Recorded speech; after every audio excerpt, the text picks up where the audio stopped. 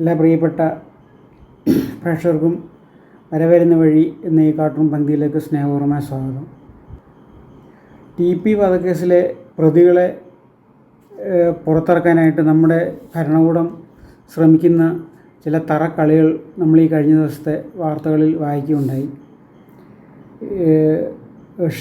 സ്പീക്കറൊക്കെ അങ്ങ് ശരിക്കും അന്തംഗമ്മിയുടെ ലെവലിലേക്ക് താന്നിട്ട് നിയമസഭയിൽ കടന്ന് മറ്റേ പരാക്രമം കാണിക്കുന്നതിൻ്റെ ദൃശ്യങ്ങൾ നമ്മൾ മാധ്യമങ്ങളിൽ കൂടെ കണ്ടു. ഇന്നത്തെ ഇപ്പം വാർത്തകൾ വന്നിരിക്കുന്നത് എല്ലാ കുറ്റവും ഈ ജയിൽ അധികാരികൾക്ക് കൊടുത്തിട്ട് ഇവരെല്ലാവരും അങ്ങ് പുണ്യാളന്മാരായി എന്നാണ്. ജയിൽ ജയിൽ സൂപ്രണ്ട് മാത്രം വിചാരിച്ചു കഴിഞ്ഞാൽ ഇവരെയൊന്നും പുറത്തിറക്കി വിടാൻ പറ്റത്തില്ല, അങ്ങനെ ഒരു ലിസ്റ്റിൽ ഉൾപ്പെടുത്താനും പറ്റത്തില്ല. ഇത് മറ്റേ ഹൈക്കോടതി പ്രത്യേക പരാമർശത്തിൽ ഇവർക്ക് യാതൊരു ശിക്ഷ ഇളവും കൊടുക്കരുതെന്ന് പരാമർശിച്ചിട്ടുള്ള കുറ്റവാളികളാണ് ഈ TP കേസിലെ പ്രതികൾ. അവരെ വെറുതെ വിടാനായിട്ട് ഈ രാഷ്ട്രീയ നേതൃത്വത്തിൻ്റെ സമ്മർദ്ദമില്ലാതെ അല്ലെങ്കിൽ അവരുടെ തീരുമാനമില്ലാതെ ഈ ജയിൽ മേധാവികൾക്ക് ചെയ്യാൻ പറ്റത്തില്ല. പക്ഷെ ഇപ്പം എത്രയോ 2-3 ജയിൽ ഉദ്യോഗസ്ഥന്മാരെ സസ്പെൻഡ് ചെയ്ത് ഇവരെല്ലാവരും കൈകഴുകി പുണ്യാളന്മാരായിട്ട് മാറിയിരിക്കുകയാണ്.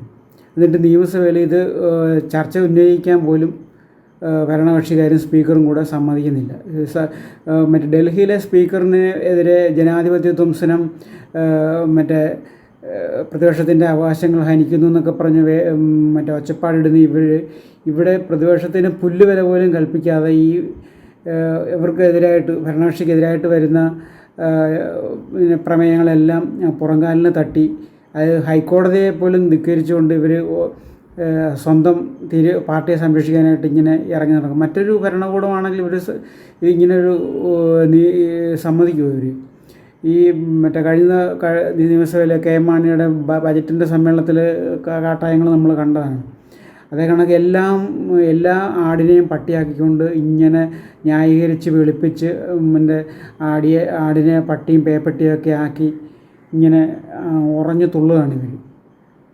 അവർക്ക് ഭൂരിപക്ഷമുണ്ട് പാർട്ടിയുടെ പിൻബലത്തിൽ. ഇത്രയും ഈ ഇലക്ഷൻ തോൽവിയൊക്കെ സംഭവിച്ചിട്ട് പോലും അവരുടെ ധിക്കാരത്തിനും ധാർഷ്ട്യത്തിനും ഈ താൻ പോരുമിക്കൊന്നും യാതൊരു കുറവും വരുന്നിട്ടില്ല.